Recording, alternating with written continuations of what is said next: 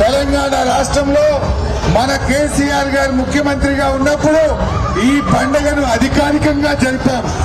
అప్పుడు మా తలసాని సీనన్న నాయకత్వంలో ఈ డయాస్లు ప్రభుత్వమే వేసి ఈ దున్నలను తెచ్చిన వారికి వెండి పిల్లలను కూడా ప్రభుత్వం తరఫున ఆ రోజు అందించాం.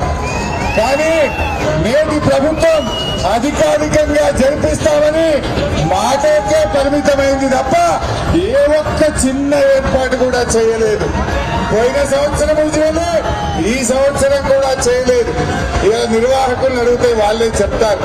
బట్ ఏది ఏమైనా ఈరోజు కేసీఆర్ గారికి యాదవులంటే ఎంత ప్రేమో ఎంత గౌరవమో మీ అందరికీ తెలియదు కాదు.